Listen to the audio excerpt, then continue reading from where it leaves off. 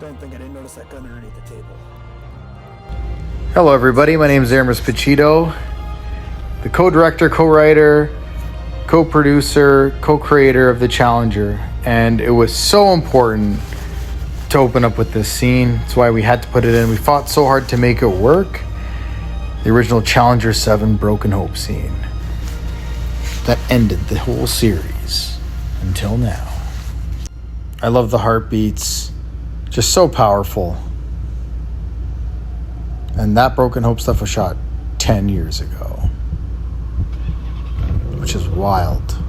And coming back, doing the Challenger's voice again, I was so keen to make it different, nuanced, a lot more emotion. And it's similar to the original, but different. It couldn't be the same, and it couldn't be different, but I wanted to bring to it something it never had. And such a privilege. What an epic car shot that is. Suit and Stubble Productions. I never thought I'd see that ever again. These workout shots were actually done in my condo gym. All dark and this was actually shot in front of my condo at Grimsby Beach. These are stock footage of Crips. We wanted to make it authentic and real. I shot this in Hollywood on Vine. There's Andrew's dad, Provenzano, back. And I love how introspective these shots are. These are the best shots we've ever had in the series.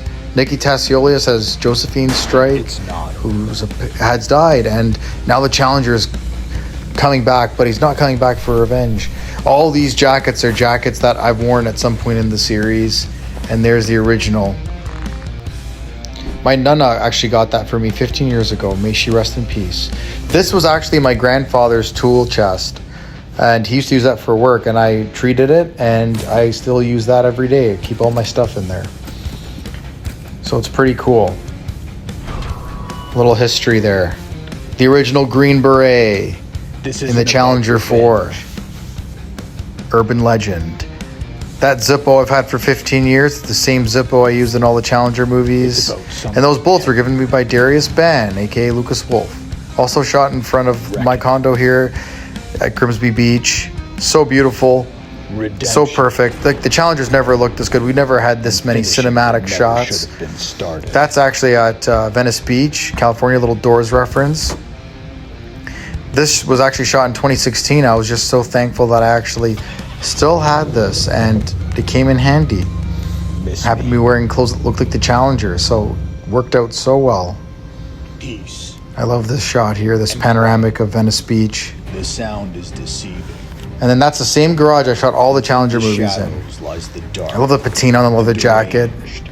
The cowboy boots. I'm so happy to see the Challenger in cowboy boots. When I designed the concept of the brick sledge, the Challenger, 15 years ago, we had cowboy boots, and for the first time we see it. And this is the closest we've ever gotten to the concept. It's perfect. It's exactly the way we imagined it. So a little bit of age has brought in wisdom and more patience. And that gun that I've used as the Challenger, we thought it was so unique. It was my dad's pellet gun, and it's such a unique looking gun. There's Brooklyn, Mike, my uncle, Andrew Pardo, and then Nikki again. These epic shots with like these golden clouds, all shot by Alex Gagliardi, my sister's husband. I love the gold on the jacket. There's Darius Ben, Lucas Wolf, Dino Mazza as Ricci, and Walker, played by Chica Maffiana. Visit their graves to understand. And just again, the shots are just so cinematic, so fantastic. Like it was literally the most epic thing. It was 40 degrees on that roof. It was a heat effect. I was sweating like crazy. I'll never forget that shot. One of my favorite shots here. It's the money shot. I am alone. But it was so worth it. All the sweat and pain of going up there. Ended up giving us the most perfect shots we could ever dream of. Nothing to save my city. And the Challenger is back in all of his glory, never before seen. Those are Black Market cigars. They're black. They kind of have a chocolate taste to them. They're very good. And that's it. Well, thanks everybody for watching. This is the Challenger Redemption Director's Cut with some audio commentary by Aramis Pacitto. I hope you enjoyed that. We were so happy we took you on a ride for, 15 years, and, may these films last forever. May they always be watched. And I hope they've touched lives, and they'll forever to be, touching lives. And we appreciate everything everyone's ever done for us. And, it was honestly a privilege. I never thought we'd ever come back. And to come back and do this 10 years later was just mind-blowing. I also forgot to mention we actually did shoot some stuff in North Carolina, so that should be there as well. So this is a U.S.-Canadian venture. And there's me and Andrew, Suit and Stubble Productions, our brand new logo. Hey, it's never over till the fat lady sings, right? Thanks everybody for watching, and take care.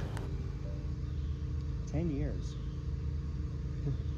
Wow, it's been quite a long time since we've revisited the Challenger, and it's just been a wild ride, exciting to have it all come back one last final time, and to have it in the type of form that we have it today. It's just, we couldn't have asked for anything better.